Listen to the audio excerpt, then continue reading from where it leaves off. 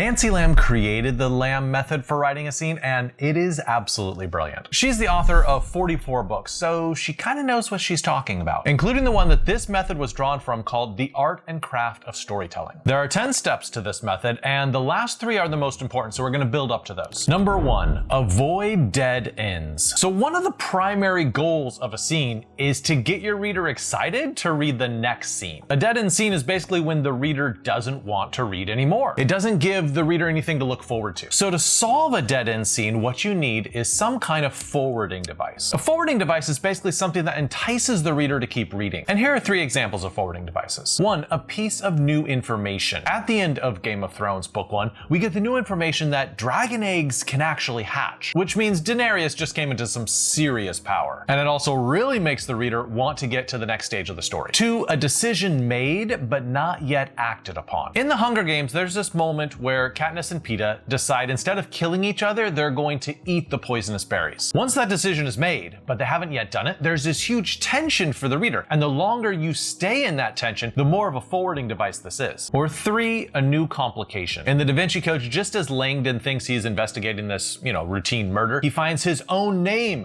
written at the crime scene, which makes him both an investigator and a suspect. If you end a scene with that information, the reader's very curious to want to read onward. Lamb's second idea for scene creation is 2 steps forward, 1 step backwards. This basically means that every time you have a scene where an obstacle is overcome in your book, you have to present a new obstacle. Because if you solve an obstacle and then don't have another for the character to work on, the reader's like, story's over, no tension. So look at a novel like Where the Crawdad Sings by Delia Owens. Kaya ends up succeeding in publishing her nature books and gains recognition for her expertise, and she also rekindles a relationship with Tate, allowing her to trust and to love again. So those are the 2 steps forward. Now the step back is when she's accused of Chase's murder. If we only had those 2 solved problems, the happy elements, we'd be like, I don't know where the story's going from here. But obviously, the new obstacle of proving herself innocent of Chase's murder creates the rest of the storyline. Lamb's third step to writing a scene is to maintain credibility. So you've probably heard the phrase jump the shark, right? This is when a television show or a movie or a book completely goes off the rails and you're like, I don't even want to continue this. Now, this phrase originated from the American sitcom Happy Days, where Fonzie is water skiing and literally jumps over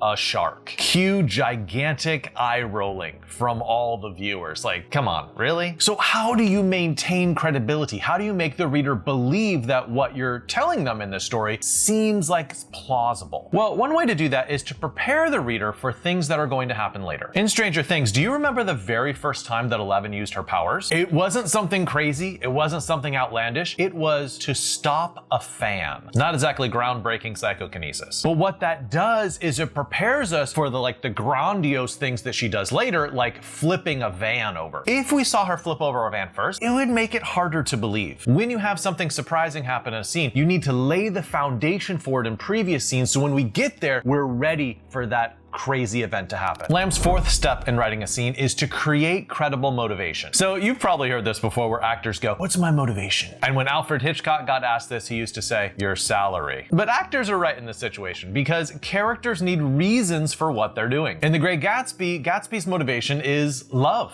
for Daisy. And so when he meets her for the first time after a spell of many years away from her, he is super nervous. He has the grass cut, he has tons of flower scent, he knocks over Nick's clock, and he's so nervous he can't stay, and he takes a walk in the rain before he finally returns. Without his motivation of being desperately in love with this woman, he wouldn't have done any of those things. There wouldn't have been any of that nervousness. And a second quick technique is sometimes you have disguised motivation that the reader doesn't really understand, perhaps until later. In Gone Girl by Gillian Flynn, Amy writes in her diary that she's fearful for her life, fearful that her husband Nick is going to kill her. And so the reader thinks, oh, her motivation here is fear. That's what's driving her actions. However, spoiler alert, we later learn that Amy fabricated these diary entries and made it appear as though Nick wanted a higher life insurance on her in order to frame her husband. So the initial motivation was fake, and then we learned the true motivation, oh, it's to frame her husband. This is actually a really good thing to think about, so take a moment and see if you can remember a story where a character motivations appear to be one thing in the beginning and then switch to something else later. If you can think of something, comment below. Lamb's fifth step to write a scene is honor the law of cause and effect. In E.M. Forrester's Aspects of the Novel, he talks about how important cause and effect is for stories. Take, for example, something like the king died and then the queen queen died. Those are events in sequential order, but are they a story? He says the king died and then the queen died of grief. Now that is a story because we have cause and effect. So how does this help you in a scene? Well, the first step is to have a cause in the scene so you can have some kind of effect. Like in Pride and Prejudice, when Mr. Darcy proposes, he manages to be very insulting in the proposal, insulting her family, insulting her social position. So that cause creates an effect of Elizabeth getting furious and rejecting his proposal. Now that's a pretty standard cause and effect relationship, but I'd also recommend that you explore trying to come up with unusual or surprising effects. Effects maybe that the reader couldn't foresee. Lamb's step number 6 is to keep your eye on the goal. So no scene is created in isolation, right? It's part of a whole, and therefore you should examine how this scene contributes and points toward the very end of your book. Basically, every single scene you should ask yourself this question: how does this scene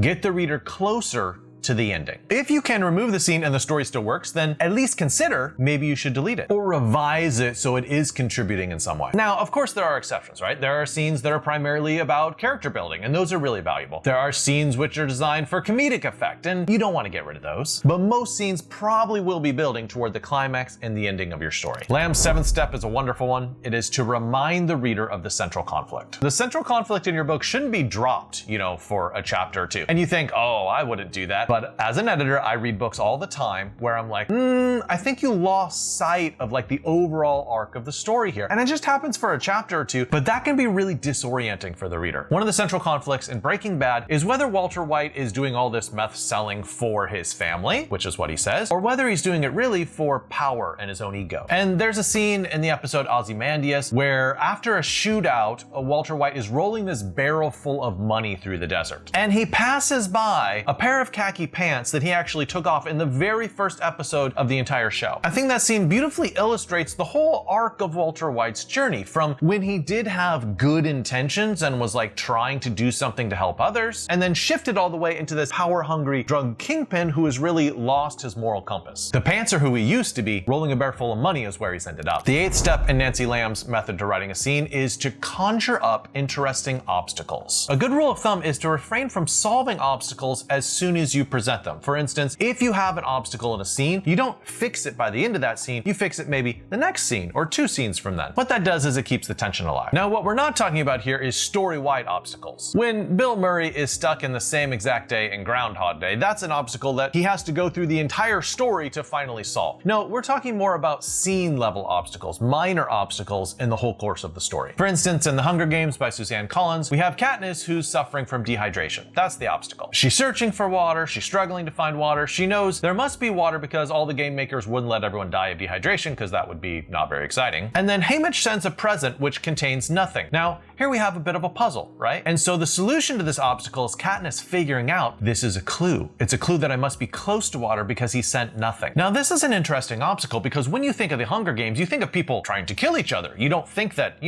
water is going to be a problem. But not only is the obstacle interesting, the solution is also interesting. The solution as a kind of puzzle that Katniss has to figure out is kind of an ingenious way to have her solve this obstacle. So now we're getting to the last 2 steps, and these are the most important ones. Number 9, raise the stakes. So a common problem when writers are writing scenes is that they start with decent stakes, but then they never ratchet them up to the next level. Your goal when writing a scene is to keep on thinking, how can I make this scene more weighty, more dangerous, more consequential? For an example of this, let's go back to Gone Girl by Gillian Flynn. The scene starts already with pretty high stakes. Amy is discovering that her husband Nick is cheating on her with a much younger woman. And you're probably thinking, how do you raise the stakes from there? That is already a bombshell. Well, the stakes get raised when Amy reveals that the move that Nick uses on his younger girlfriend is he takes 2 fingers and gently brushes them against her lips. And Amy says he used that exact same move on me. So it's kind of like this double betrayal. Not only is he cheating on her, he's using the same seduction techniques on this new girl. Oh, dagger straight to the heart right there. And the last and most important step in writing a scene is number 10, simplify your scene's players. So count up how many characters you have in a scene and then try to trim it down a little bit. Just,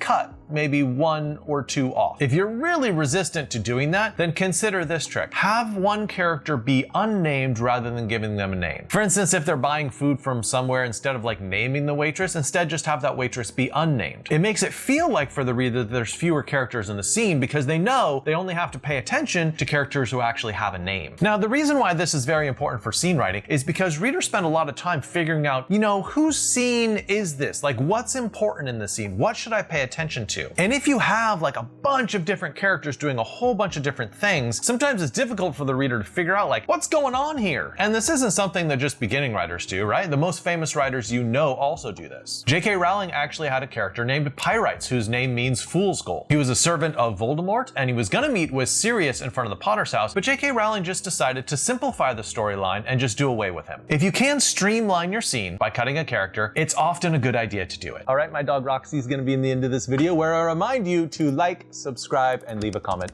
Thanks, bye.